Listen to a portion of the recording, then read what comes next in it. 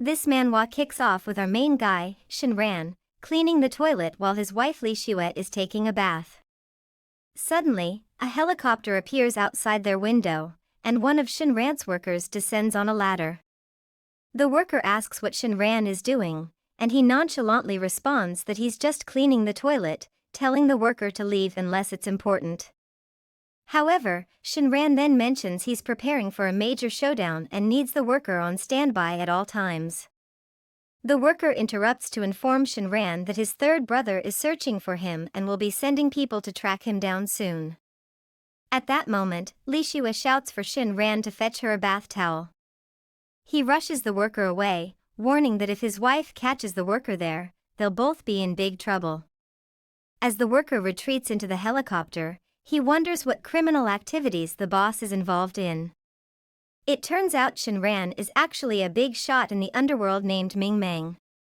Anyway, back at Shen Ran's place, he grabs the towel for his wife. When she comes out, she tries to grab the towel but ends up falling on him, saying she feels a bit uneasy. This is the first time he's ever touched her, Li Xue. Her chest is really big, and she faints. What's he gonna do now? Well, he figures he should get her to bed first. After he dresses her, Li Xue lies down on the bed, and Shen Ran looks at her, blushing. Inside, he thinks that Li Xue has a really bad fever, and she's usually healthy. How did this happen? Could it be related to his work troubles? He decides to call Lin Feng right away to find out what's going on with Li Xue's company. He needs answers fast. He thinks to himself that Li Xue has finally come back to him. He swears he'll never let anyone harm her. He remembers when they were kids, she hugged him tight and promised to be his bride when they grew up. But now, when he finally found her again, she's been in a car crash and lost all her memories of him. His phone rings, and when he picks up, Lin Feng tells him to check something out. He learns that his sister-in-law's company has just made the first batch of a brand new type of cosmetics, but they were all swiped last night. The cosmetics have to be delivered by tomorrow afternoon. Even if they could make more now, it'd be too late. Shen Ran cuts him off, telling him to skip the small talk and get to the point. He asks who did it. Lin Feng responds that it was a rival named Qin Guang. The stolen cosmetics were taken to the abandoned Lixing factory on the outskirts of Beicheng. At the Lixing factory, Qin Guang instructs his henchmen to ship the cosmetics to Nanyuan City tonight. They're to repackage them and sell them abroad. He promises to pay them as much as the products sell for, plus an extra 500,000 as a bonus. Shen Ran walks in and says it's a decent plan, but unfortunately, they won't get the chance to follow through with it. One of the goons demands to know what he's doing there, calling him a kid and telling him to beat it. Shen Ran grabs his hand and asks if he's looking for trouble. The other guy shouts, accusing Shen Ran of hurting his bald brother and demanding that his brother take revenge. Shen Ran defeats both brothers and rushes over to Chen. Chen asks who he is, claiming he doesn't remember ever crossing him. Shen Ran simply replies that it doesn't matter who he is. What matters is that Chen has offended Zhao Li Xue, and that's just as good as offending him. Chen asks if Shen Ran is working for Zhao Li Xue. He warns that even if Shen Ran retrieves her stuff now, there won't be a next time.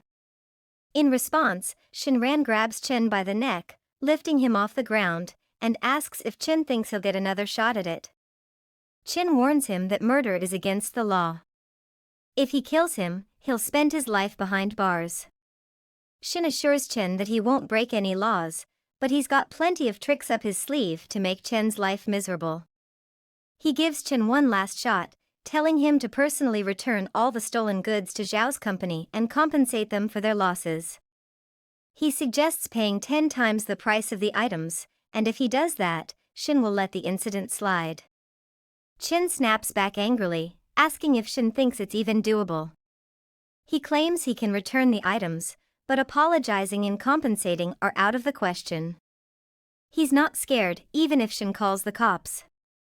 Shen retorts that he shouldn't be scared, but his company is Jiao Cosmetics, isn't it? Chin wonders how Shen knows about his company. He's baffled by how this young guy dares to threaten him. He doubts what this kid can even do. But he vows to show him that he picked the wrong fight. Shen declares it's a pity because after today, Chen's company will shut down. Chen starts laughing in response. He scoffs, questioning what Shen thinks he is, just a lackey sent by Zhao Li Xue. He demands to know what Shen thinks he can do to his company. Shen makes a call and orders someone to ensure that Jiao Cosmetics Company in Qinghai City is visible before the stock market closes today. Chen scoffs, asking who Shen thinks he is, thinking he can destroy his company with just one phone call. He boasts that his company is one of the top 50 in Qinghai City. Shen calmly replies that he wishes Chen could say the same by the time he finishes 2 cigarettes. After a while, Chen's phone starts ringing. He's told that something major has happened to their company, it's been attacked. Their share prices are plummeting rapidly, already down by 40%. Chen is baffled, questioning how it's even possible. He mentions that just yesterday, their company and Shui Mei entered into a partnership. The caller explains that it's because Shui Mei suddenly terminated the contract, and the news got out. That caused their share prices to drop suddenly. The caller gives Chen more information, which leaves him feeling crushed. He turns to Shen, demanding to know who he is. Shen responds that Chen still has a chance before the stock market closes. He suggests letting his people quit so that his company can at least stay afloat. Chen agrees, promising to stop whatever he's doing. Shen warns Chen that if he doesn't follow his instructions, when the stock market opens, it'll be game over for Jiao Cosmetics.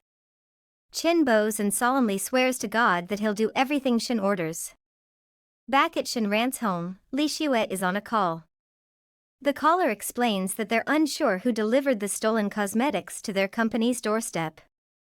They sent someone to investigate, but they couldn't find anything. Li Xue suggests with a smile that the caller should double-check if anything has been messed with.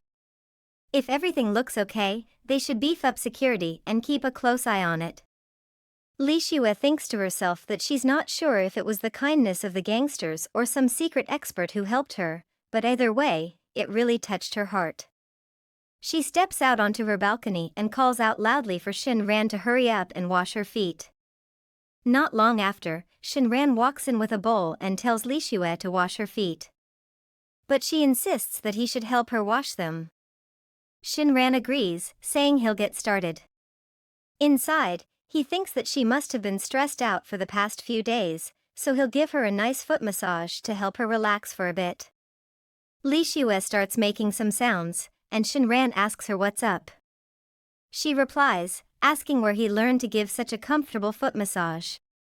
Li Xue arrives at her company, and one of her staff greets her, letting her know that Chen Guang is there. He's been waiting for her in the room for quite a while. Li Xue wonders why he's there and decides she should tell him she's busy and ask him to leave. Her assistant mentions that Chen seems a bit changed this time around. He was really polite to her and didn't seem like he was there to cause any trouble. In the conference room, Li Xue asks Chen why he's there. He admits that he knows they messed up. He shouldn't have sent someone to steal her cosmetics, but in return, she sent someone to retaliate. He pleads with her, asking her to accept the money and give them another chance. Otherwise, their company will go under. Li Xue wonders to herself when she ever sent someone to give him a taste of his own medicine. She's curious who helped her out secretly. Back at Shen's home, his phone rings and it's Lin Feng on the line. Lin Feng explains that while looking into Jiao Cosmetics Company, his brother dug up some info on Shen's sister-in-law. Apparently, someone has been targeting her for a while. Shen asks who it is and when they plan to do something about it. Lin Sheng explains that the time to act is tomorrow. He reveals that a killer organization called Quost was hired through the dark web, but they couldn't track down the killer. He mentions that 5 brothers attempted to hack into the dark web to gather information but were discovered by Quost. Just then, Li Xue walks in and tells Shen Ran that he's going to dinner with her tomorrow. She reminds him to dress nicely. Shen asks where Mrs. Zhao plans to take him, and she playfully points at him, telling him he asks too many questions. Inside, Shen thinks to himself that as long as he can stick by her side and keep her safe, nothing else matters. He believes that someday she'll remember him. The next day at Manhwa Western restaurant, Li Xue tells Shen to lighten up and not make her look bad. She grabs his arm and asks him why he's so jittery. She tells him to chill out. Shen remarks that it's the first time she's held his arm. The man Li Xue is dining with expresses his gratitude that she took some time out of her busy schedule to join him for a meal. He kindly asks her to take a seat and wonders if he could know who's sitting next to her. She tells him that her husband is Shen Ran, and she's brought him along for dinner, hoping he doesn't mind. He replies that he doesn't mind at all. Then, he turns to Shen and expresses his pleasure in meeting him. He asks Shen how much he earns and mentions that marrying a wife like Li Xue is a blessing. He thinks to himself that he only invited Li Xue, not this guy. He feels the need to teach him a lesson. Shen, on the other hand, expresses his happiness to see him and asks about his high income, addressing him as Lu. Lu quickly responds, saying he doesn't dare claim that. He's just a general manager at Tianhua Company. He's pretty confident he can make a good amount of money each month. Shen casually remarks that it's not really much.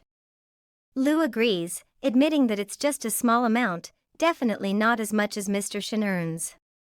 He mentions that he can at least pull in $1 million a month, otherwise, how could he provide happiness for Li Xue?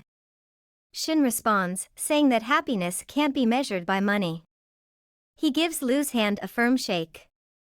Li Xue suggests they order, and Lu secretly wonders just how strong Shen's grip is. As they settle at their table, Li Xue asks what they should get. Lu suggests that Shen should order first. Inside, he's curious to see Shen's reaction when he realizes the menu is all in Russian. Meanwhile, from afar, someone is targeting Li Xue's face. The assassin holds a sniper rifle outside on top of a building while Li Xue and the others order their food. Shen offers to help Lu with the ordering. Suddenly, Shen pretends to accidentally step on Li Xue's foot and quickly moves away, asking who stepped on her foot. At that moment, the bullet meant for Li Xue hits the waiter instead. Shen Ran starts running and yelling for help, alerting everyone about the killer. Li Xue urges him not to run away. A police officer rushes in and instructs Li Xue to listen to her. Li Xue follows the officer while Shen makes a run for it.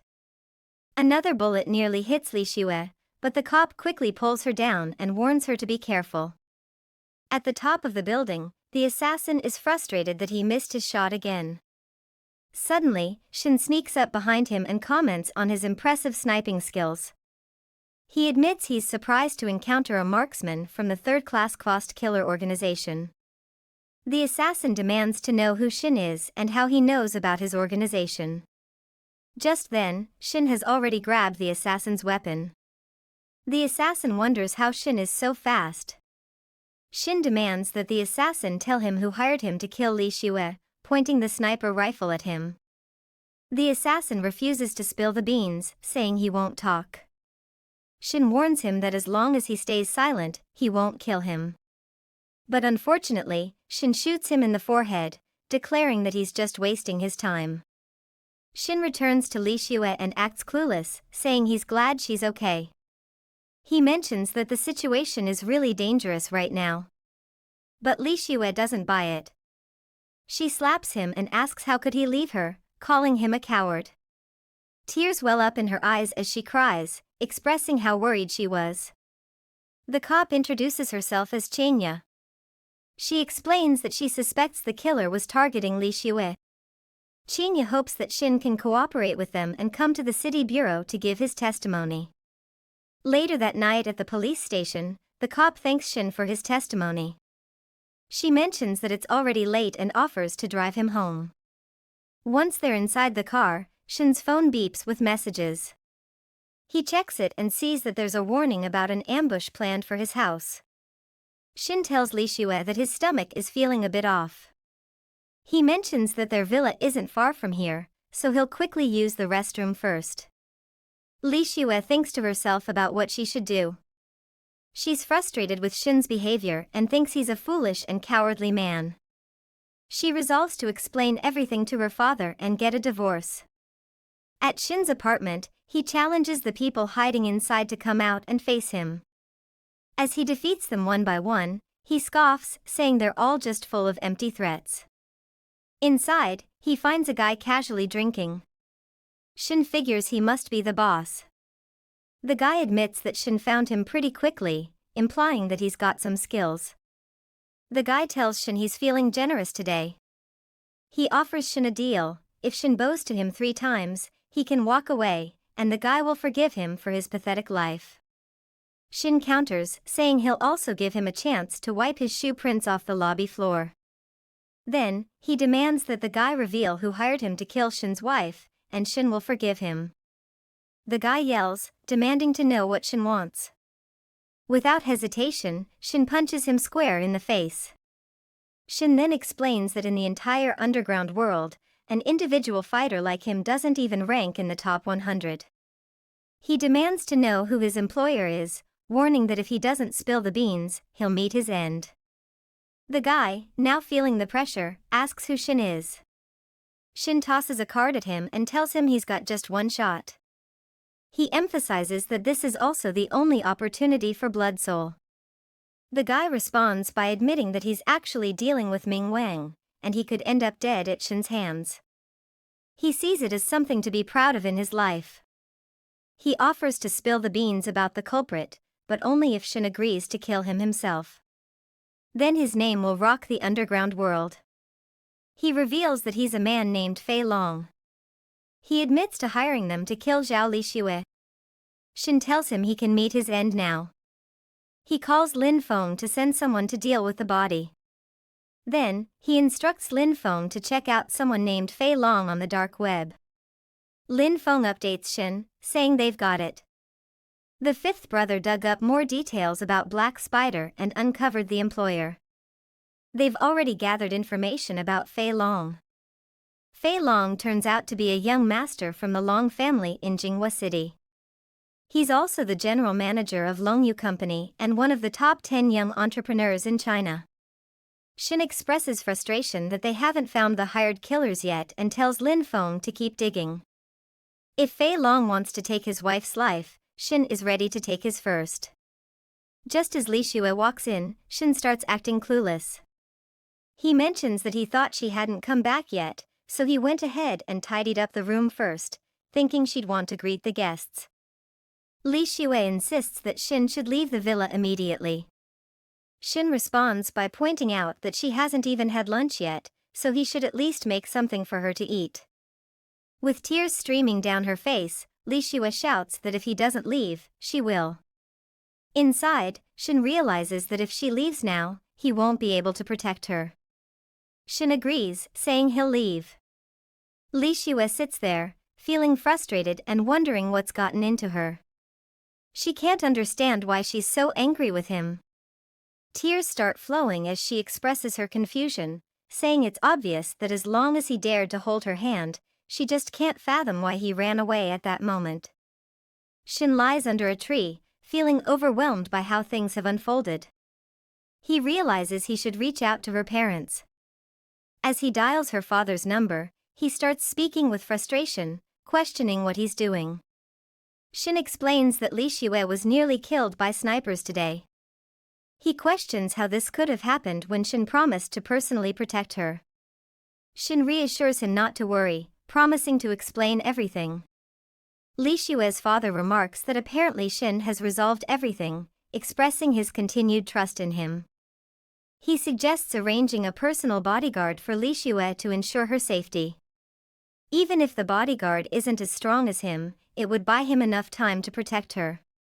Shen adds that it's fine to arrange for a female bodyguard, but he asks his father-in-law to first figure out a way for him to return to the villa. Shen's father-in-law assures him not to stress, offering his support. But he warns that if the same mess happens again, he might not be able to help. Shen promises it won't happen again, insisting he'll handle it on his own this time. He tells his father-in-law to let him know if there's anything else, but for now, he's hanging up first. Li Shue is steaming mad as she drives. She says she's gotta talk to her dad and make him understand that she wants to split up with Shen. At Zhao Zhengbang's house, a lady answers the door for Li Shue, and she's puzzled wondering who she is and why she's there. When she sees her father, he asks why she's arrived so soon and if she's had breakfast yet. Li Shue, all fired up, angrily blurts out that she wants to divorce Shen Ran today. Her father reassures her that he's already aware of what went down at the restaurant, so she doesn't need to stress about it. Oh, and he introduces the lady next to him as Bing Xian. From now on, she'll be Li Shue's bodyguard. Li Shue agrees to take the bodyguard, but in return, she insists on divorcing Shen Ran. Her father reminds her about the marriage agreement. If she initiates the divorce, Shen will snag 50% of the family shares, and their Zhao family will grab 50% of the company. If she's still dead set on it, she needs to get ready to hand over an equity transfer book. But inwardly, she's thinking, he abandoned her when she needed him most. Her father then tells her to leave. Later, in Shen's villa, he tells Li Shue that her father has asked him to return home. She's not pleased and hisses, but he quickly changes the subject, mentioning that the food is ready and they should dig in first. While they're eating, Li Shue mentions there's a reception tonight and insists that he accompany her. Shen simply nods, pretending to be clueless. As Li Shue gets into the car, Shen tells her to drive safely to the company and assures her he'll be waiting for her to pick him up later tonight. As she drives off, he mutters to himself that it's time to revisit the old spot once more. At the orphanage, they mention to Shen that it's been over 6 months since he last visited. They ask how he's been lately and casually mention that he doesn't need to send money anymore. He's always been so generous, but they have more than enough to cover everything at the orphanage. Shen lends a hand to some kids on a bus. One of the girls rushes over to hug him, but he accidentally stops her with his hand, accidentally touching her chest. He quickly moves her away, apologizing. The kids cheer him on, thanking him for helping them out. The lady Shen accidentally pushed earlier wonders if he knows the old dean. She introduces herself as their teacher, Qi Shiro, and thanks him for rescuing them. Shen remarks that she's the eldest among them and should be more cautious. Inwardly, she frets that if the old dean discovers what happened, she'll likely lose her job. And since Shen seems to know the old dean, she feels like her fate is sealed. Shen advises the kids not to spill the beans to the old dean about what went down on the school bus today.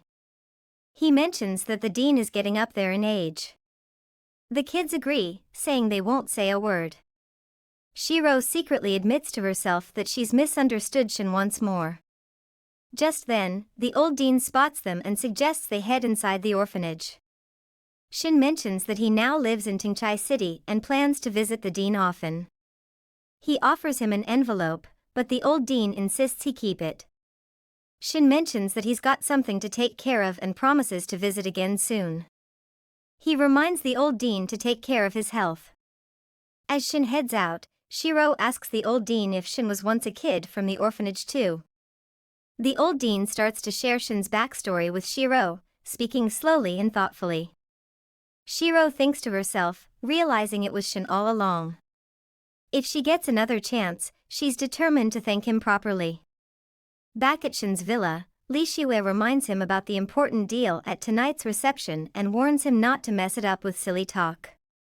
She hands him a bag containing his clothes and urges him to change quickly. After changing, Shen remarks that the outfit suits him perfectly. He asks if Li Shue is ready yet, and she emerges in her gown. He admires her silently, thinking she looks stunning. She teasingly tells him he's seen enough and suggests they head out. In the reception room, Li Shue reminds Shen to keep it together and not cause any trouble. She's adamant about avoiding any drama. Lu chimes in, complimenting Li Shue on her punctuality and how gorgeous she looks today. He also mentions that Shen shouldn't make a run for it this time. Shen quickly shuts down any possibility of leaving and then throws a sarcastic jab, asking if the guy still feels the pain in his hands. He even jokes about whether the guy remembered to wear extra pants or if he's already sporting a diaper. Just as Lu is about to react, another guy steps in, calming him down, and questions if a son-in-law from the Zhao family is even allowed to speak here. How does someone like him even get in here? How could Zhao bring someone who doesn't even know the basics of being a son-in-law? He's got some nerve showing up here. It's just plain shameless. Li Shue explains to Lu Dong that Shen is her husband and they're both co-owners of Tianyan Cosmetics Company. She mentions they got an invite from Shui Mei to join in on the offer. She brought him along today because he's already met all the requirements. The man remarks that Zhao Zhengbang didn't show up but still made her drag along this useless guy. He notices she's feeling a bit sure about winning the offer. Shen pipes up, suggesting since the guy's so sure, why not make a bet to see who comes out on top in the final bid? Lu Dong scoffs, questioning who Shen thinks he is and if he's even worthy to bet with him. Shen confidently fires back, saying if Lu Dong doubts his qualifications, then he and his wife, as representatives of Tianyan Cosmetics Company, are up for the bet. Lu Dong laughs it off, asking what Shen's afraid of and what they're betting. He mocks Shen, suggesting he's scared of a son-in-law who can't do anything. Shen proposes that it would be simpler for Director Lu to stick with their original cooperation terms. He suggests that the losing party should give 40% of their profits to the winning party for 3 years. Li Shue silently wonders if Shen has lost his mind, thinking that giving away 40% of their profits each month means handing over a whopping 40 million yuan to the winner. Lu Dong declares that they've made the bet, so the issue is settled. Shen, however, insists that it's not over yet and tells Lu Dong to wait. Lu Dong taunts him, asking if he's regretting it now. If he does regret it, Lu Dong says Shen should publicly kneel down and admit his mistakes in front of everyone. Only then will Lu Dong let the matter go. Shen clarifies that there's been a misunderstanding, the stakes haven't changed. He just wants everyone here to witness what's happening. Lu Dong sarcastically remarks that it'll be quite a spectacle, calling Shen stupid for daring to bet with him. Li Shue asks Shen if he's sure about what he's doing. Shen then tells Director Zhao that he's feeling a bit queasy in the stomach and needs to use the restroom. In the VIP lounge on the second floor, Shen gives a knock on the door. Hills, one of the big shots at Shui Mei Cosmetics Company, opens up and admits he's taken aback to see Shen there. He kindly asks Shen to come on in and have a seat. Hills offers to fix up a cup of coffee for Shen, showing his hospitality. Shen remarks that it's been ages since they last met and he still enjoys catching up over a cup of coffee while watching indie flicks. Hills chuckles and tells Shen not to spill the beans about their coffee and movie routine to anyone else. As Shen settles into his seat, he explains that he's there because he needs Hills' assistance. He mentions a company named Tianyan Cosmetics that's taking part in the offer from Shui Mei Company. Shen expresses his hope that Tianyan wins the offer. Hills responds, saying winning isn't an issue, but he wants to know what Tianyan has to do with Shen. He insists that if Shen wants his help with Tianyan, he needs to know if the company is trustworthy or not. Shen reveals that his father-in-law is the chairman of Tianyan Cosmetics, and his wife is the general manager. He's unsure if that's enough to convince Hills of the company's reliability. Hills reassures him, saying there's no need to fret. Tianyan Cosmetics is the company that's going to clinch the offer. Hills is taken aback by Shen's situation. He never imagined Shen would be tied down by a woman. After the party, he plans to find out what kind of woman Shen's wife is. It's difficult for him to picture how stunning she must be for Shen to marry her. As Shen is getting ready to leave, Hills asks him to hold on for a moment. He explains that he's lost contact with his daughter, and he's heard she might be in Tingchai City. Shen offers to lend a hand and help him locate her. While Shen eats, Li Shue silently fumes, feeling like he couldn't care less. She wonders how he can be so sure their bid will win the offer. People around them start whispering, saying Shen is inexperienced and will end up losing. Hill steps out, expressing gratitude to everyone who took part. He announces that only 3 companies will advance to the next round of bidding: Tianhua Company, Liron Cosmetics, and Tianyin Cosmetics. Lu Dong, already seething, mutters to himself that Tianyin Cosmetics is just a contender. Among the 3, it had the lowest standing, so as long as Hills isn't clueless, he won't pick it. Shen expresses surprise that Tianyin Cosmetics made it to the second round. He feels like their bet is just getting started. Lu Dong brushes it off, saying Tianyin is only a contender. He questions if Shen truly believes he's already won. Lu Dong suggests that maybe Mr. Hills is just trying to offer Shen some comfort. He challenges Shen, asking if he's really taking himself seriously. Since Shen mentioned the bet has just begun, Lu Dong asks if he dares to up the ante. Shen agrees to the challenge, and Lu Dong responds angrily, adding a new condition. He declares that the loser must bow 3 times to the winner in front of everyone and shout out loud that they're trash. Shen retorts, asking what Lu Dong will do if he loses. Will he shout that he's trash and bow down? Or will both father and son do it together? Lu Dong insists that the bet they've raised is strictly between him and Shen, and whoever wins or loses will be one of them. Shen agrees, saying okay, Lu Dong can go ahead with the bet he wants to add, and he's cool with it. Hills gives a big thumbs up to the 3 companies that made it to the shortlist. He tells them they're officially invited to make their bids. All they gotta do is jot down how much cash they're willing to invest in the partnership and how much they're aiming to get out of it. Hills promises to keep things fair and transparent throughout the process. Li Xue wonders to herself what to do because she never thought they'd make it to the second round. Shen reassures her, saying he's all in for it, and she can bet they'll nail this offer. Soon enough, Hills pipes up, saying the 3 companies have submitted their offers, so he's about to spill the beans on the outcome. He mentions they're out of the game with Liron Cosmetics.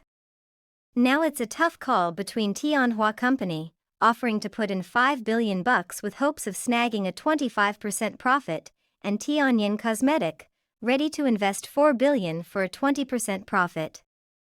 But here's the kicker: Tianyin Cosmetic is just 2 points shy in investment amount, but their profit margin is smaller. That means they need way less profit to break even. So, he announces that the winning company is Tianyin Cosmetics. June stands up and insists that it's just not possible. He straight up calls Hills a foreigner and accuses him of teaming up with Shen. According to June, there's no other way Shen could have snagged the bid. Lu Dong steps in, telling June to cut it out and not embarrass himself any further. Shen suggests they take it easy now that the bet is settled. He questions whether the bet should be considered fulfilled. Lu Dong warns that Lu Guang won't let this slide and reminds them that the agreement was just for him. But Shen points out that they're not done yet. Lu Dong can leave, but his son's bet hasn't been sorted, so he's not off the hook just yet.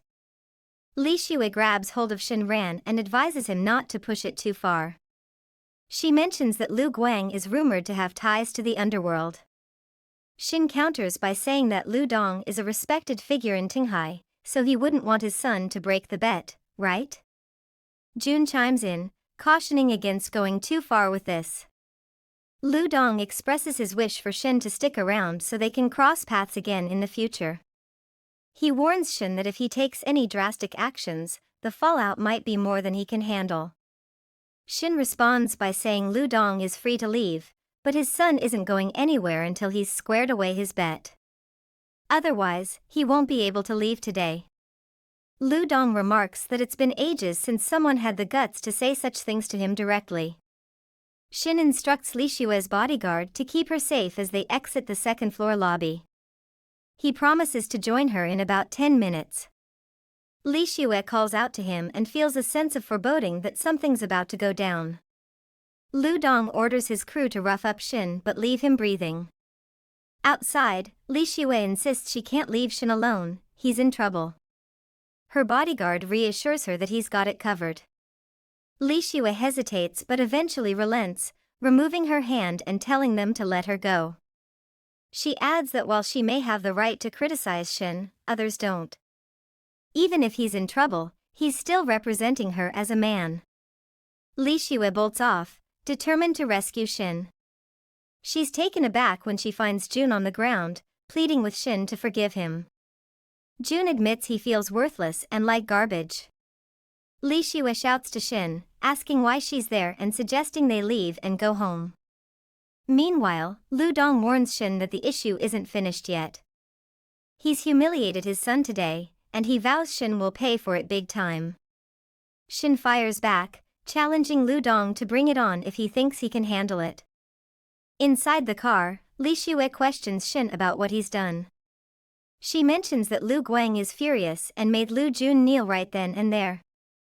She emphasizes the seriousness of the situation and its potential consequences. Shen then presents a contract, explaining that it's an agreement to collaborate with Shueimei Cosmetics and Company Limited. He reveals that Mr. Hills has already signed it, and all they need is for Li Shue to sign it to make it official. She examines the contract and notices that it states 30% profit instead of the agreed upon 20%. Shen suggests that maybe Mr. Hills made a mistake, but Li Shue isn't buying it. She questions whether he thinks she's dumb, pointing out that such a crucial document couldn't have a simple error. She then asks if Shen and Hills are acquainted with each other. Shen explains that he's only bumped into Mr. Hills overseas. He's keen on teaming up and has full confidence in Li Shue's abilities. He believes Tianyan Cosmetics has great potential. Just then, Li Shue's phone rings, and it's her mom calling. Li Shue remarks to her mom that it's pretty late and wonders if she shouldn't be getting some rest. Li Shue's mom invites her over for dinner the next day but insists she leave that useless man behind. Li Shue agrees and hangs up. Then she grabs Shen's hand and tells him that tomorrow, he's invited to join her for dinner at her mom's place. His face brightens up, and he happily agrees, saying okay. The next day at her mother-in-law's house, Li Shue announces their arrival. Her mom is taken aback to see Shen and asks why he's there too. Shen shows Li Shue's mom the fruits they brought, hoping to impress her. Li Shue's mom quickly puts him to work, telling him to get cooking for dinner. She quietly tells her daughter to forget about the poor ghost and calls him a waste, but Li Shue defends Shen, telling her mom not to speak like that. The doorbell rings, and a guy named Lu Xiaoqing shows up. Li Shue's mother is thrilled to see him. Shen quietly thinks that she probably invited Li Shue over for a different reason.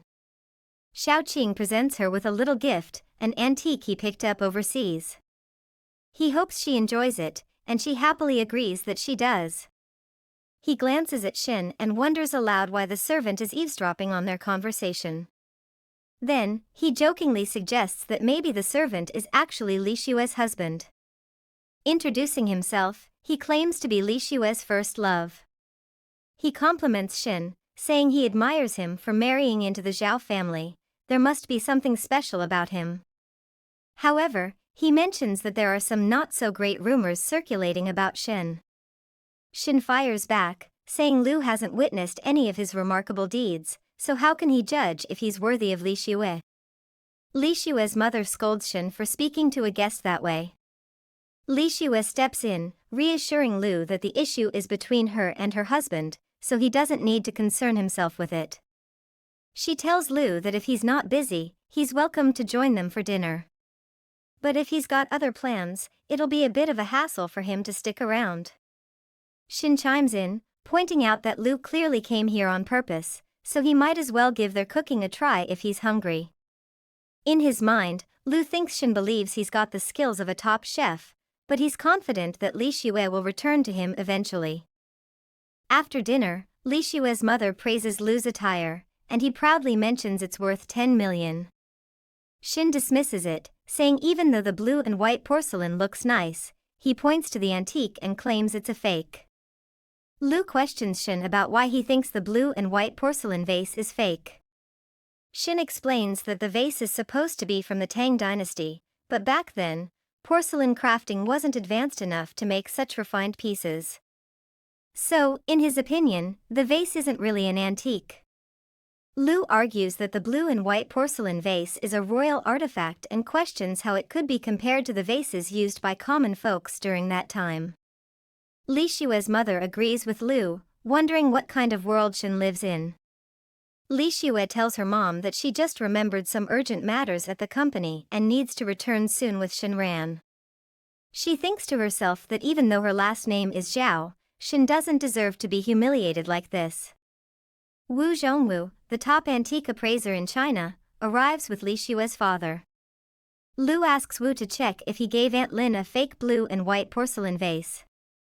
Wu examines it and says, this blue and white porcelain vase was made during the Zhengguan's time. It's quite unique. From the way it's crafted, it likely would have been used by the imperial court or even by the emperor. Lu compliments Wu, saying he's as sharp as can be. He confirms that the vase is indeed from the Zhengguan period and was even used by Emperor Tang Taizong. But Shen had just claimed it was fake. Wu turns to Shen, asking how he could say that. Li Xue jumps in with a smile, explaining that her husband was just kidding around and asks Lu not to take it too seriously. Wu turns to Li Xue's father and remarks, so he's your son-in-law for the Zhao family, huh? He comments that Shen seems pretty skilled at appraising antiques, but dealing with people doesn't seem to be his strong suit. Li Xue's mother agrees, admitting that she initially opposed the marriage. But it's a shame that someone with Shen's talents ended up with a guy like him as a son-in-law. Shen questions Mr. Wu, asking if he's absolutely certain that the vase isn't a fake. Li Xue's father interrupts, yelling at Shen that Mr. Wu is never mistaken, and demands an apology. Mr. Wu warns Shen that if he doesn't provide a satisfactory explanation today, he won't let it slide. Lu thinks to himself that if Shen angers Mr. Wu, it could spell the end for him as part of the Zhao family. And when that happens, Lu believes he'll have more opportunities to spend time with Li Xue. On the other hand, Li Xue worries that if Wu and Shen don't resolve the issue, her father will force her to divorce Shen. However, she doesn't want to divorce him just yet. Shen grabs the vase and explains why he thinks it's fake in a straightforward way. He points out that the craftsmanship and time period don't line up. Plus, he notes that the jar's opening is too flawless, which catches Wu off guard. Wu thinks to himself that Shen is correct. During the Tang dynasty, it was quite rare to find porcelain jars with such perfectly crafted mouths. He explains to them that while it's true that Tang dynasty porcelain jars seldom had flawless openings, that alone isn't sufficient evidence to declare it a fake. He adds that if the vase was specifically made for the royal family, having a perfect mouth wouldn't be unusual. Shen agrees with Mr. Wu, acknowledging that his point is valid and that alone isn't solid proof of the vase being fake. However, he suggests that Mr. Wu take a closer look at the bottom of the vase. Mr. Wu examines it and thinks to himself that it can't be true. How did he miss this before? Lu gestures towards Shen, insisting that he shouldn't spout nonsense. He explains that blue and white porcelain jars typically have glossy bottoms, a feature reserved for the royal family. Lu accuses Shen of speaking out of turn and warns that Mr. Wu will be upset with him. He threatens to give Shen a good talking to teach him a lesson. Wu jumps in, praising Shen for his keen observation. He admits that he's getting old and would have missed the fact that the jar is fake if Shen hadn't pointed it out. He's grateful to Shen for bringing it to his attention and wants to invite him to dinner to show his appreciation. Shen smiles and brushes it off, saying Wu was just being careless and doesn't need to make such a fuss over him. Li Xue secretly wonders how Shen could be right. Lu grows increasingly frustrated, expressing disbelief that the jar, which he bought for 10 million yuan and has been verified by numerous experts, could turn out to be fake. Mr. Wu shoots Lu a stern look and questions if he's doubting his expertise. He asserts that despite the impressive forgery skills, the jar is indeed a counterfeit. Wu praises Shen, calling him a remarkable person. He admits he never imagined Zhengbang would have a son-in-law like him, considering it a true blessing. Wu then asks if Shen would be willing to accept him as a student. He attempts to kneel before Shen, but Shen stops him, saying there's no need for that. Shen explains that he only hangs out with friends who are skilled at making fake antiques. Lu admits that he never thought the blue and white porcelain jar could be fake. He acknowledges that it's all thanks to Shen's wisdom that they uncovered the truth today. Lu promises to repay the kindness one day. Shen smiles and jokingly tells him not to mess up again. Lu tightens his fist and expresses gratitude, promising to remember Shen's help. Later that day, Shen and Li Xue are in the car heading home.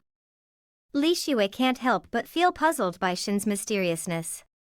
She wonders to herself what kind of person he truly is. She questions why she's starting to care for him more and more. It feels strange to her, and she can't quite understand when these feelings began to develop. They arrive home, and the bodyguard greets Li Xue. Shen mentions he has something to take care of tomorrow and asks if he can go. Li Xue assures him that once he's done with his tasks, he's free to go wherever he pleases. She thinks to herself that he asked for permission. Could he be meeting someone? The next day at the Dark Burst bar, Shen sits at the counter, sipping on his drink. He's spotted Hill's daughter, Grace, who works as a stripper. After she finishes dancing, a burly man approaches her and offers her a proposition to hang out with his brother.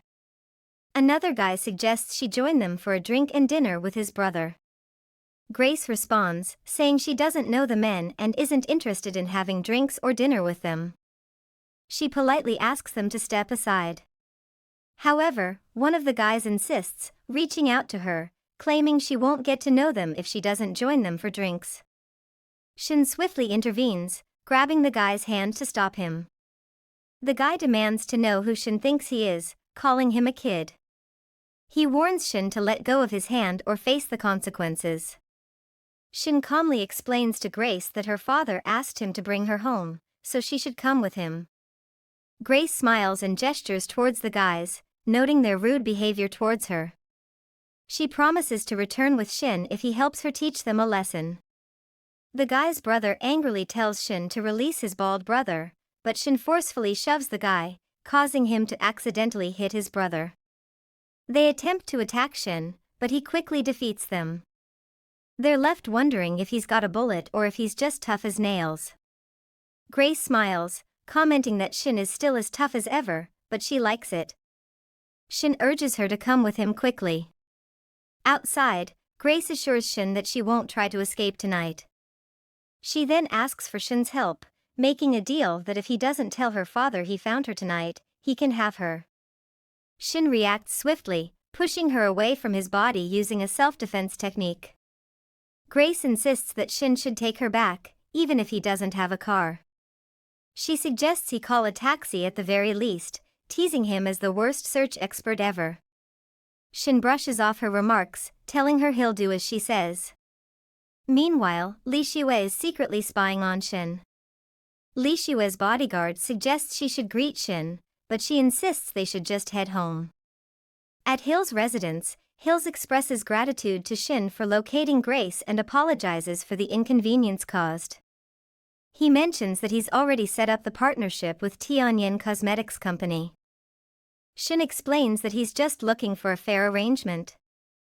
He mentions that he still has one deal in mind and expresses his desire to partner with Hills. He asks for help with Longyu Company in Jinghua City and assures Hills that he's open to any conditions. Hills is surprised and questions if Shen is kidding. He explains that Longyu Company is the third largest in China, and their influence is more significant than Shen realizes. Shen wonders to himself about the background of Longyu Company that even Hills seems to fear. Back at Shen Ran's home, he arrives and thinks to himself that it's pretty late for Li Xue to still be up, she should be asleep by now.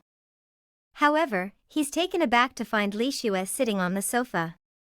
He asks her if she hasn't gone to bed yet and suggests making dinner for her.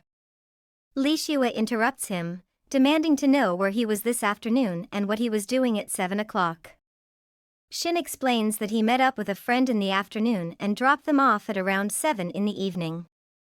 Li Xue immediately questions if this friend is an attractive foreigner with blonde hair and a great body, even insinuating that they might have been a bit too touchy-feely. She points out that it's now 11 o'clock, much later than when he said he'd be back. Shen thinks to himself that he was waiting for a taxi for Grace and had already noticed Li Xue's car. He wonders if she's feeling jealous. With tears in her eyes, Li Xue demands to know what Shen was doing with the woman in the middle of the night. Shen explains that after he dropped her off, she was taken home by her father. He adds that he didn't have any money, so he ended up walking back home. She tells Shen that she's not foolish and regrets him returning. Li Xue storms off to her car, questioning herself why she's upset. Does she even care about that useless man? She wonders what's wrong with her. Meanwhile, inside the house, Shen instructs Li Xue's bodyguard to catch up to her quickly. He advises her to let out all her emotions but to call him if she's in any danger. At Tianyun Mountain in Tinghai City, the scenery area is open 24 hours. Li Xue bursts into tears, admitting she tried to divorce him but couldn't. She believes Shen Ran is now happy with someone else, and she feels foolish and angry. She resolves to get rid of him, telling him to wait and see. Suddenly, her bodyguard spots a bullet flying towards them and pushes Li Xue out of harm's way.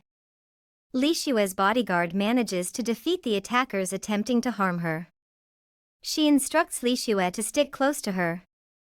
However, the bodyguard realizes she's out of bullets, and they are still facing more adversaries. One of the men behind them remarks that he's lucky he brought backup, otherwise he'd be in trouble. He comments that they must be out of bullets by now. He then hands them over to a guy named Lao Si. Lao Si addresses the other guy as Lao Da and questions why he's involved again. He then punches Li Xue's bodyguard and comments that the bodyguard is skilled, but Li Xue herself is too weak. He doubts her ability to protect herself with her current strength. Li Xue quietly admits to herself that it's all over. Out of nowhere, Shen arrives and defeats Lao Si. He then sweeps Li Xue off her feet, surprising her. She calls out his name in disbelief, and he explains that he was worried about her, so he followed. She asks if he's late, and he reassures her that it's okay. She urges him to run because these people are dangerous murderers, but Shen tells her not to worry and that she should leave the rest to him.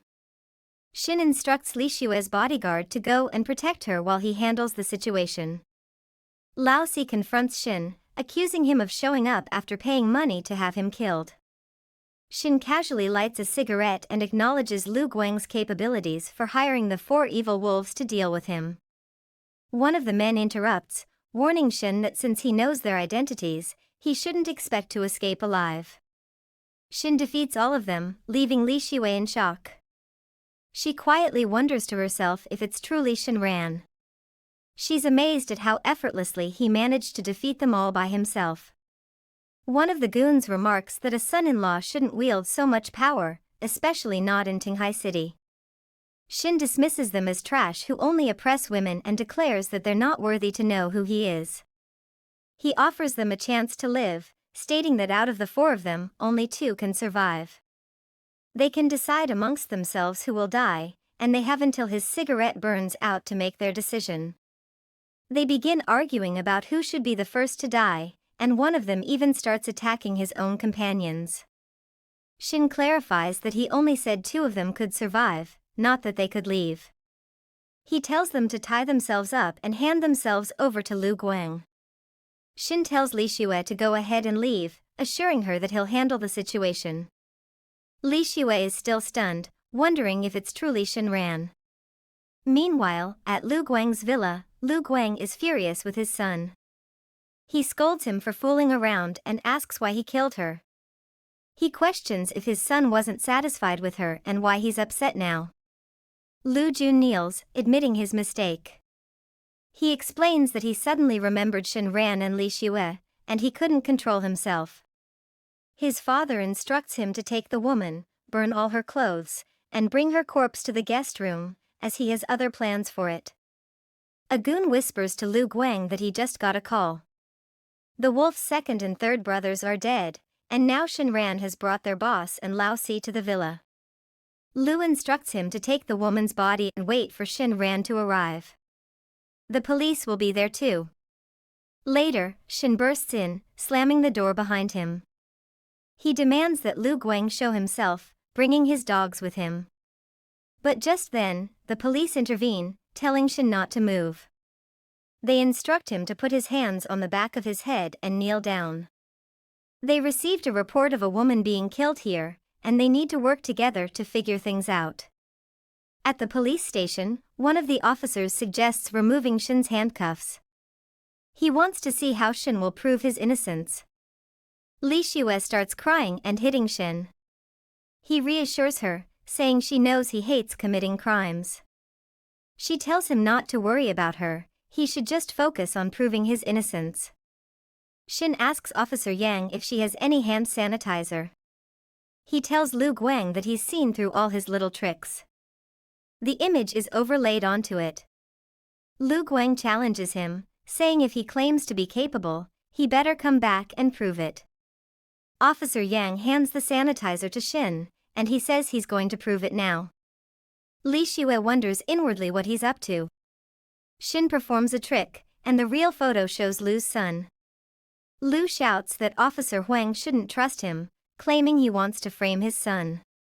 Shen says it's not over yet as he holds up a recording device.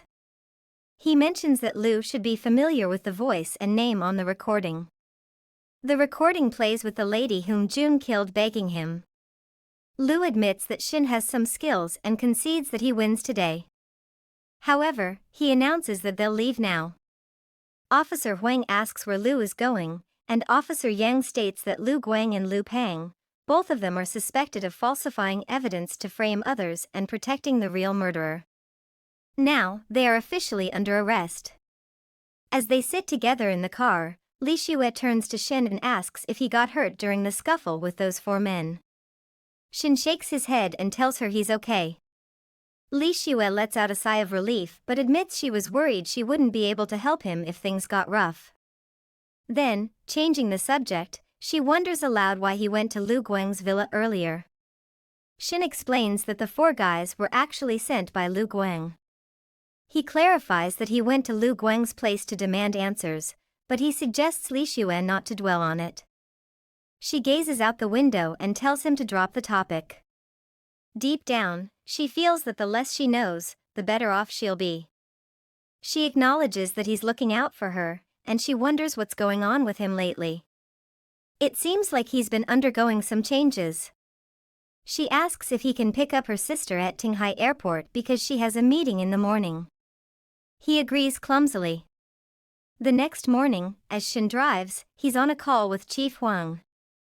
Shen inquires if there are any updates. Huang reports that Lu Guang has left the city after being bailed out by his lawyer. Additionally, Lu Leng's confession reveals that Lu instructed him to carry out the crime. Shen mentions that even if Lu Guang was bailed out, his son is still guilty of murder.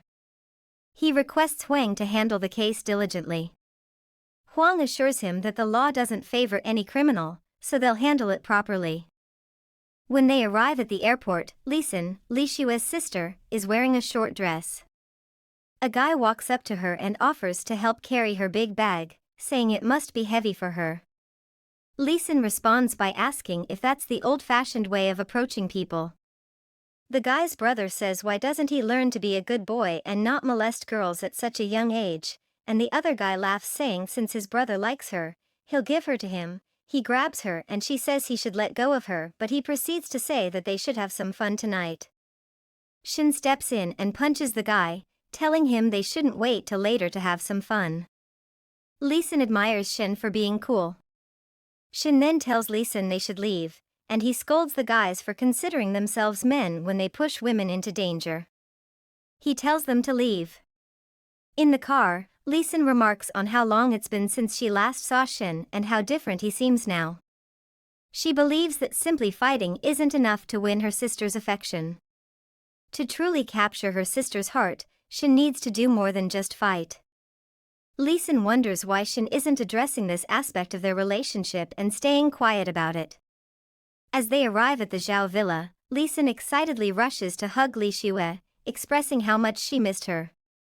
Li Shue, however, downplays it, suggesting Lee Sin relax by herself since she just got back from work and needs to take a shower first. Shin's speedy movements prompt Lee Sin to suggest that he's doing it intentionally, but she acknowledges internally that he's not as bad as her mother portrayed him. Lee Sin whispers to Li Shue, wondering if something's up with Shin. She mentions how Li Shue has been married for a while, yet her belly isn't showing any signs of movement. Li Shue gestures towards Shin, asking him what he told Lee Sin, but Shin insists he didn't say anything. In the bathroom, Li Shue wraps her towel around herself and notices the faucet isn't working properly. She calls out to Shin, telling him about the broken faucet and asking for his help. Shin agrees, nodding with his eyes closed. As he examines the faucet, Li Shue approaches, wondering if he can fix it. Suddenly, she slips. She tells him they're not exactly acting like husband and wife, even though they've been married for a year. Deep down, she admits she doesn't fully know his true identity, but being with him makes her feel secure. She wishes for him to be her partner. Lee Sin walks in wondering why her sister is taking forever, and she sees them on the floor. She questions what they're doing, and they both quickly explain it's not what she's thinking. Lee Sin tells Shin to leave so her sister can shower. In her mind, she suspects Shin tried to take advantage of her sister. Her mother sent her here for a reason, and she'll keep a close eye on things. As her mother advised, she needs to prioritize her sister's happiness. Officer Yang escorts Lu Jun to prison, feeling confident that nothing will go wrong. Suddenly, a bullet strikes Lu Jun. Meanwhile, in Lu Guang's villa, he breaks down in tears, regretting assigning someone to save his son, only to have him killed. He blames the Zhao family and Shen Ran for his son's death, demanding they pay with their lives. In Tinghai University, Lee Sin tells her friend Qin Yufei that today's lesson wasn't too tough. She mentions she has to head back and is relieved she didn't bump into Zhuang Cheng on the way. She describes him as a bit of a stalker. Yufei chuckles, attributing it to Lee Sin's beauty. Zhuang Cheng enters, and Lee Sin immediately tells him she's not interested and already has a boyfriend, so he should stop bothering her. Just then, Shin arrives in his car and tells Lee Sin they should head out. Lee Sin points to Shin and tells Zhuang that he's her boyfriend and he's here to give her a ride. Zhuang introduces himself to Shin, saying he also likes Lee Sin and challenges Shin to a competition. He dares Shin to fight him, warning that he won't let him off easy. Shin accepts the challenge, telling Zhuang that if he wants to fight, he's ready to play along. Shin hopes Zhuang won't regret it. Zhuang boasts that he's the president of the Taekwondo club and taunts Shin, hoping he won't cry and run to his father. Shin simply remarks that it's unfortunate he had to meet Zhuang. After Shin defeats Zhuang, he tells Lee Sin it's almost time to head home because her sister is waiting for dinner. Lee Sin insists on taking her classmate home for dinner. In the car, Yufei remarks to Lee Sin that Zhuang is quite stingy, and if her brother beats him up, she'll be in even more trouble. Shin clarifies that he's Lee Sin's brother-in-law, not her boyfriend. Yufei jokes about the old Chinese doctor Lee Sin mentioned, but Shin doesn't resemble one. Shin's phone rings, and it's a call from Li Shue. She informs him that she'll be late for work and won't be back until late, so they can eat without her. Shin wonders inwardly what's happening. Everything was fine at home, but now something has come up. They arrive home and Shin informs Lee Sin that her sister won't be joining them for dinner, so they can go ahead and eat first. Lee Sin goes inside with her friend while Shin stays in the car. He calls Lin Feng to ask about Li Shue's company, and Lin Feng explains that the company's share price took a nosedive today, dropping by 10% at close. He adds that if it weren't for Fifth Brother's intervention, he fears the company would have completely collapsed today. Shin inquires about the culprit, and Lin Feng mentions it's a company called Tianhua Company. Shin instructs Lin Feng to inform Fifth Brother to take action, ensuring that the stock price rises tomorrow. He also advises Lin Feng to keep an eye on Tianhua Company but notes that he can't handle it personally and asks Lin Feng to request assistance from Hills. At Li Shue's company, a man informs her that they're a team from Shuemei Cosmetics, sent to offer professional network support. Li Xue realizes inwardly that Shen Ran must have swiftly received the news about the attack. In the underworld, Lin Feng tells the fifth brother that he's relying on him tonight, and the fifth brother acknowledges, saying he understands that big brother is depending on him. At Lu's company, his assistant reports that attempting to breach the opponent's server is still blocked and even tougher than yesterday. Plus, there are cyber snipers providing stronger support to Tianyan Company compared to yesterday. Another employee mentions that the traders on the other side are outperforming them. The stock price of Tianyan Company is rising, and Lu remarks that if they can't handle it, he's fine with replacing them. As the employee tries to explain further, Lu interrupts, stating they'll proceed with Plan B. Lu declares that they should start buying all the available shares of Tianyan Cosmetics to secure the largest stake at the lowest price. He also warns that anyone attempting to leave the room will face dire consequences at his hands. In Li Xue's company, the team helping out shares that they've successfully put a stop to their market interference tactics and sniper attacks. They've managed to restore some stability. But there's a new twist in the stock market drama. Tianyan Cosmetics shares are now flying off the shelves, so to speak. It's like someone's making a massive purchase all at once. The team member adds that they've already acquired 1/3 of the available shares using their strategy.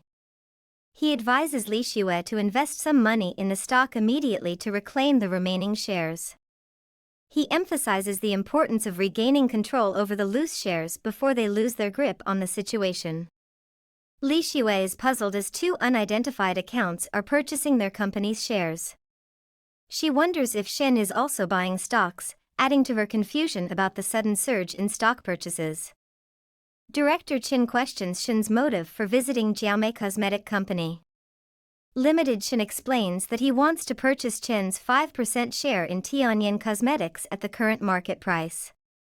Once the deal is finalized, Chen will sign a transfer letter without any conditions and personally deliver it to Li Xue Zhao of Tianyan Cosmetics. At Tianyan Cosmetics Company, Li Xue receives the news that the share price has finally settled down. They've managed to regain only 4% of the stocks, but an unknown account has acquired 8% of the shares.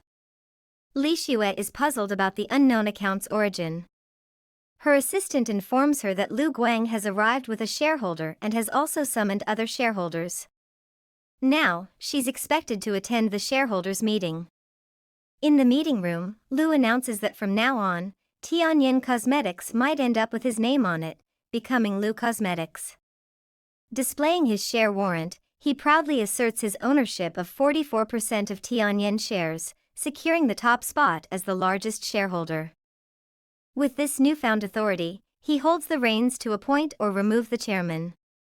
As the primary shareholder, his initial proposal is to dismiss Li Xue from her position. Li Xue calmly counters that she also holds 44% of the shares, putting them on equal footing. She explains that for her to be dismissed, shareholders who didn't sell their shares to him need to speak up. Lu then orders those who aren't shareholders to leave the room, leaving only the shareholders with their shares intact. 3 shareholders speak up, claiming they each hold 1% of the shares and are all backing Lu. Lu then announces that he now holds 47% of the shares. He declares that from now on, Tianyan's last name will be Lu, not Zhao. Additionally, he orders Li Xue to leave the building. Right at that moment, Qin Guang walks in and says sorry for being tardy.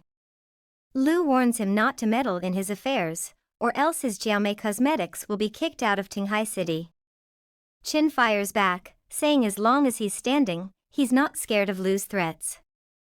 He adds that he's more concerned about Lu Tianhua Company going belly up. He extends his hand to Li Xue, offering her something special, his 5% share of Tianyan Cosmetics, and it won't cost her a dime. With this extra share, she'll have a total of 49%, giving her more control to send Lu packing. This makes Lu explode with anger, accusing Qin of poking the bear. Qin, unfazed, suggests Lu should pick up the phone and check how Tianhua Company is holding up nowadays. Lu quickly dials the phone, confident in his Tianhua Company's strength, thinking it's as solid as gold. But the person on the other end delivers the bad news: it's too late. His company is no longer under the Lu surname. Fuming, Lu yells out Shen Ran's name, demanding to know how he ended up in his company. Shen responds, asking Lu what he did. Obviously, it's the same thing he did to Tianyan. He snagged a tiny bit of his shares. Lu explodes, ordering Shen to scram and not even think about laying a finger on his company. Li Xue turns to Chen, expressing her gratitude for his assistance this time. She wonders if Shen Ran put him up to it. Chen responds, advising her to trust her gut feelings. Meanwhile, in Tianhua Company, Lu storms in, yelling Shen's name. Shen remarks on how quickly he's returned, mentioning that the paperwork for the share transfers has just been sorted. If everything checks out, he politely asks Lu to sign it. Lu proposes swapping his 35% of Tianhua shares for Shen's 44% of Tianyan shares. Shen sees through the trick and isn't about to be fooled. He calmly tells Lu that if he doesn't want to sign the papers, he won't push him. But he warns Lu that there might be trouble ahead for Tianhua Company if they don't come to an agreement. Feeling the pressure, Lu reluctantly agrees to sign. Shen questions why Lu went through with it if he knew things would end up like this, losing billions in the process. Lu fires back, saying it's no different for him, as buying 35% of Tianhua shares is worth a fortune. Shen counters, saying it's not about the money, but the fact that Lu is manipulating finances, hiring and even harming people. He accuses Lu of having a laundry list of crimes under his belt, including shady deals, and adds that the police are waiting downstairs. Lu insists it's impossible for Shen to uncover those things. Shen retorts, saying Lu doesn't have any loved ones to sacrifice. As for the document's authenticity, Shen suggests Lu check it out himself. Suddenly, Lu shoots himself. The police rush in and find him lying on the ground. In Shen's villa, he calls out to Li Xue to join him for dinner. As they eat, Li Xue gets straight to the point, asking if he went to Tianhua this afternoon. Shen shrugs it off, wondering why he would bother going there. He knows Lu has issues with his son, and it's not something he's ready to chat about just yet. Li Xue accepts his response and decides not to press further. She just reminds him that whatever he does, he should prioritize his own safety. It's been 20 long days since the Lu incident rocked their lives. Shen is going about his day when his phone rings, and he sees it's Li Xue calling. Her voice sounds urgent and worried as she explains that her father had an accident and is now in the hospital. Shen's heart sinks at the news, and without a second thought, he promises to be there right away. He can hear the fear and concern in Li Xue's voice, and he knows he needs to be by her side during this difficult time. Quickly grabbing his keys, Shen rushes out the door, his mind filled with worry for Li Xue and her father. At the hospital, Li Xue's worry deepens as she turns to her mom for updates on her father's condition. Her mom's face reflects the uncertainty as she admits they're still waiting for news. The doctor mentioned her father injured his left leg, and they're currently in the middle of operating on it. But there's a grim possibility looming: if the surgery doesn't go as planned, they might have to resort to amputation. Li Xue's heart sinks at the thought. She anxiously presses her mom for details on how it all happened, her mind racing with concern for her father's well-being. Li Xue's mom gestures towards Shen, tears streaming down her face, blaming him for everything. She insists that if it weren't for him, their family wouldn't be going through this ordeal. She doesn't even want to lay eyes on him and demands he leave. Just then, Lu enters, asking what's going on at the hospital. Li Xue's mom rushes over to embrace Lu, explaining that his uncle got into a car crash and is currently in surgery. Lu reassures her, saying he's confident his uncle will pull through. If this hospital can't handle it, he'll reach out to the top orthopedic surgeon in Tinghai, Dr. Zhang Jing. He's sure she'll know what to do. She mentions she's familiar with the doctor, known for being so skilled that money can't sway him. But does Lu truly have a plan? Lu chimes in, mentioning that the doctor is a close friend of his grandfather, so he's optimistic about getting help. Li Xue leans in to whisper to Shen, questioning the timing of Lu's sudden appearance coinciding with her father's accident. It seems too convenient. Shen nods, agreeing to keep an eye on Lu and see if he's genuine. Shen casually asks Lu if he's at the hospital because he's not feeling well. Lu assures him that he's perfectly fine, he's just dropping by to visit a friend. Li Xue chimes in, wondering if Lu got lost. She points out that most people visiting sick friends are in the regular patient areas, not wandering around the operating theater. Li Xue's mom raises her voice, telling Shen to leave, and Li Xue agrees, reassuring him that she'll stay by her mother's side. Shortly after, the doctor enters and delivers an update. He mentions that Xingbang's condition has steadied, but there's a chance they might need to amputate his leg or the infection could spread.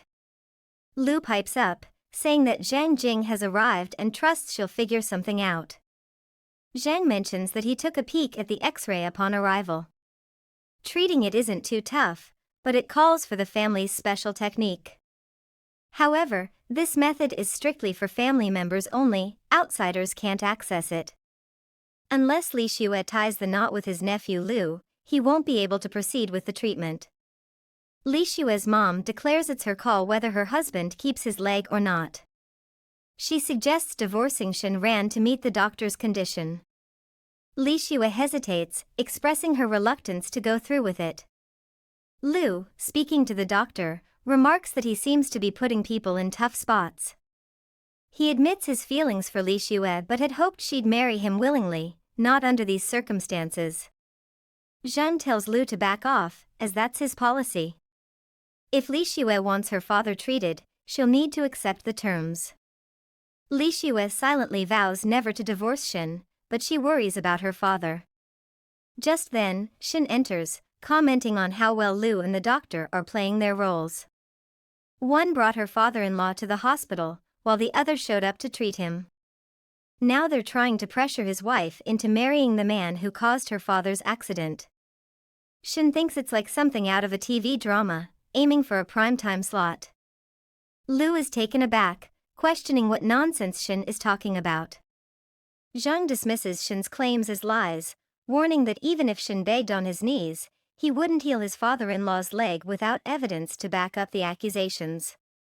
Shen admits he doesn't have any proof. Suddenly, Officer Yang enters, chiming in that she does. She reveals that the traffic police confirmed through road surveillance footage that Shen's BMW was involved in the accident. She asks him to come with her to provide his statement. Lu interjects, explaining that it was his driver behind the wheel, not him, so he doesn't see how it's his responsibility.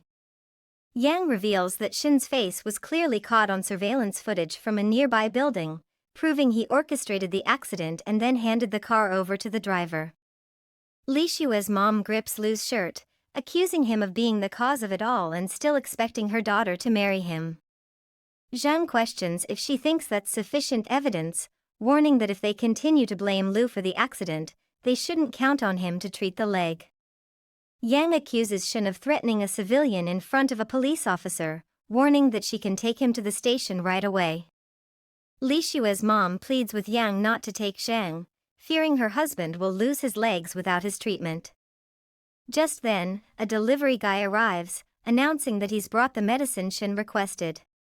He explains that it's Dr. Hu's own medicine for leg injuries, claiming it can instantly treat any leg injury. Lu scoffs, finding the idea of an instant cure for any leg injury ridiculous. Zhang suggests Lu hold off for a moment, pointing out that if it truly is Dr. Hu's medicine, then neither Lu nor he can dispute its effectiveness. Zhang queries Shen about which Dr. Hu prescribed the medicine. Shen responds, mentioning he might have heard of Hu Donghua, the nationally renowned expert in Chinese orthopedic medicine. It's actually from his grandson, to whom Shen gave 10,000 bones. Zhang expresses disbelief that it's Hu Donghua, while Lu wonders who that is. Zhang gives Lu a slap on the shoulder, scolding him not to insult his idol. He explains that when Mr. Hu was alive, he was second in the orthopedic department, with no one surpassing him.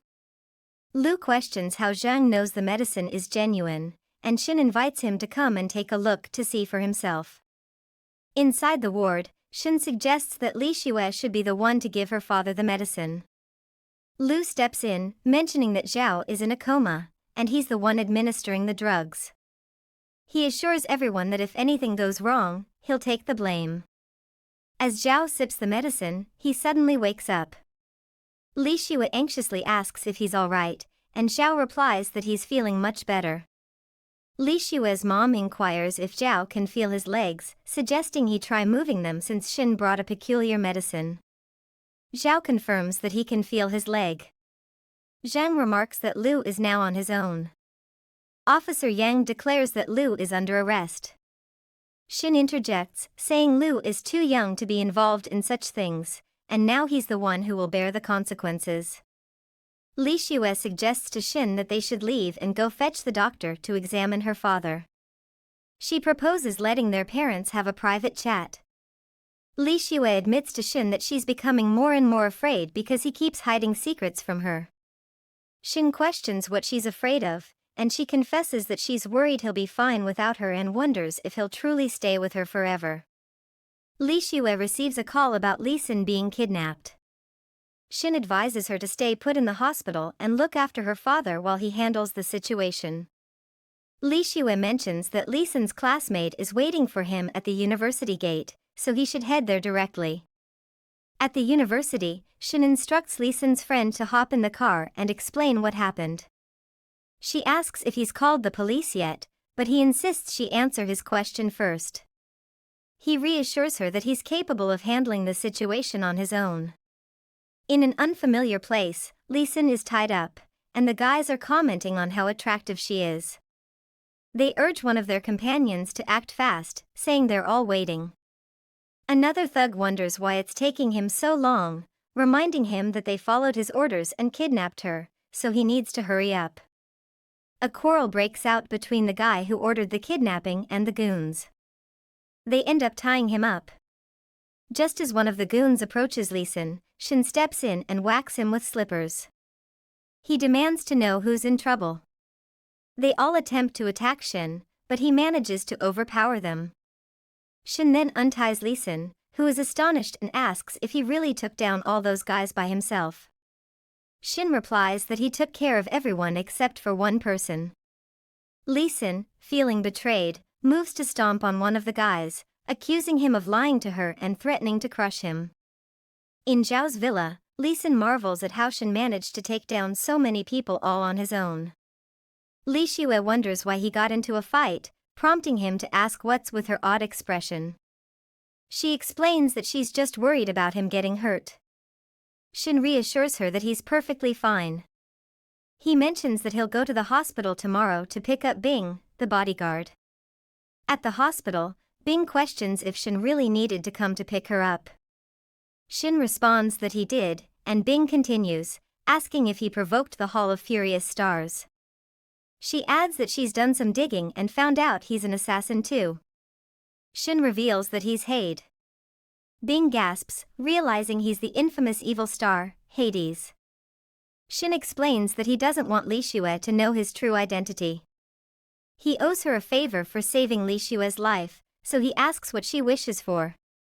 She replies that he should track down a man with a black tiger head tattoo on his left arm and blood-colored chestnut hair. In Shen's car, he's on a call with Lin Feng, asking for help to locate an organization with a black tiger head tattoo on the left arm. Lin Feng inquires if it's the Blood Tiger organization.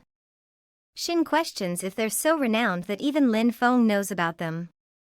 Lin Feng mentions that a recent event in the organization has wiped out the top ranks, leaving only one person alive. Shen instructs him to locate that person. Lin Feng adds that, by the way, Shen's sister has started another organization in Japan. Shen thinks to himself that it's not her first time doing something like this. If he calls her now, he might inadvertently reveal Lu's location, so he decides to focus on finding the Blood Tiger first. The goons who kidnapped Li Xin are arguing. the older brother instructs the younger one to entice the man who defeated Jean to their location. Meanwhile, at the university, Shen arrives to pick up Lee Sin. The younger brother of the goons bangs on Shen's window, urging him to help. He pleads with Shen to visit their brother's bar for a drink, claiming that if he doesn't, he'll be in serious trouble. He insists that if Shen doesn't go this time, Lee Sin could end up in trouble. After a bit of discussion, Shen agrees and tells the younger brother to inform his sibling that he'll be there at 9 o'clock. At the night bar, the goon wonders why Shen hasn't shown up yet, since it's already 9 o'clock. Just then, Shen arrives, stating that he never breaks a promise and is always on time. He reminds the goon that he said he'd treat him to a drink. Shen suggests wine, prompting the goon to ask his brother to fetch some wine and quickly inform the wild dragon to come and get Shen. One of the goons expresses hope that Shen will be understanding enough to forgive his brother for being rude earlier. Shen reassures them that he's already forgiven him. The guy suggests that since Shen has forgiven his brother, they should continue their conversation over a few more drinks. Shen remarks that the goon shouldn't think he's clueless. He's already figured out that he's dealing with the wild dragon and knows who their associates are in this area. The guy responds by saying that now that Shen has mentioned it, he has to decide whether he's staying or leaving. Shen then asks if his brother didn't mention that he's skilled in fighting. The guy counters by saying that no matter how good Shen is, does he really think he can take on so many people? Shen confidently declares that he can handle them all. He starts fighting them, even the one holding a gun. Shen warns them that the wild dragon will come to pick him up. He makes it clear that if any of them ever touch anyone close to him again, they'll regret ever being born. As Shen exits, the wild dragon barges into the bar with a fiery intensity. He demands to know Shen's whereabouts from the trembling goon. The goon, nervously stuttering, informs him that Shen has just departed and his gang lies defeated in his wake. Then, the wild dragon, with a menacing glare, queries about his brother's debt. What about bills? $1 million or his arm? The goon pleads for more time, promising payment.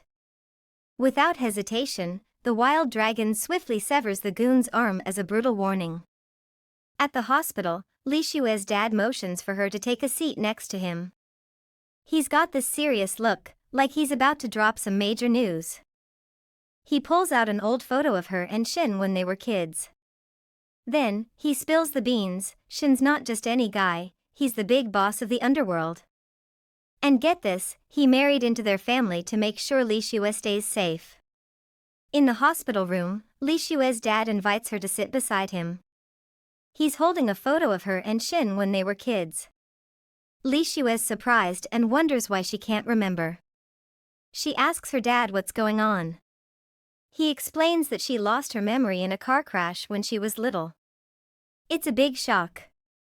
But her dad tells her that Shen's been there all along, even though she couldn't remember. He's even ready to marry into their family to keep her safe.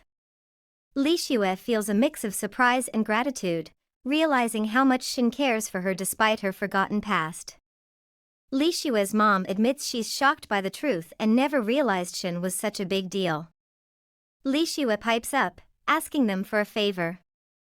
Later, at the Hot Springs Resort Villas, Lee Sin wonders if this place is cool with Li Xue. Li Xue tells her to chill and not ask too many questions. She asks if Lee Sin called her brother-in-law, and Lee Sin nods, confirming she did.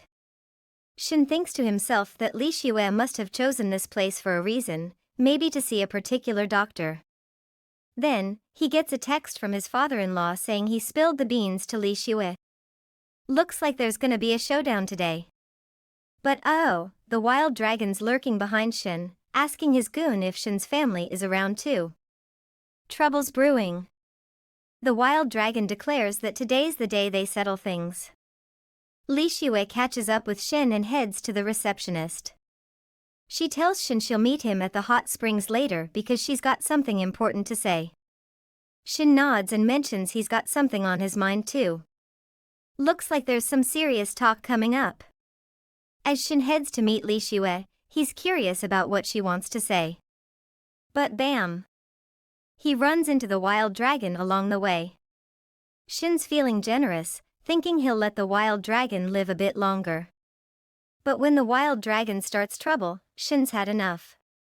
He takes them all down in a flash and calls up Lin Feng to come and scoop them up. Looks like Shen's not one to mess with. In the hot spring room, Shen checks if the water's alright for Li Xue. She beams and mentions how glad she is that he's there. She spills the beans that her dad spilled everything about him, so now she knows who he truly is. But there's one thing bugging her: why does he go out of his way to help her so much? I mean, they're just old pals from way back, right? She's puzzled and curious, and she lays it all out for Shen to ponder. He spills the beans, admitting he promised to marry her back then. Shen tells her he's sticking to his word, no matter who he is or what she becomes. She's the one person who's always made him feel loved and cared for. So, he wonders, can they be together forever? Li Xue's eyes light up as she nods eagerly, assuring him they can. She's grateful for his constant kindness, no matter if he's Hades or not. It's a heartwarming moment between them. Li Xue adds that they've been married for a while now, so does Shen want to make it official and be a real couple this time? Shen's face lights up with joy as he eagerly agrees, saying it's been his dream all along. Li Xue moves closer to him and suggests they start right now. It's a sweet moment as they decide to take their relationship to the next level. With this story comes to a beautiful end. If you enjoyed it, please let us know in the comments, and do check out other completed stories on the channel. Also, don't forget to like, share, and subscribe. Until next time, ciao.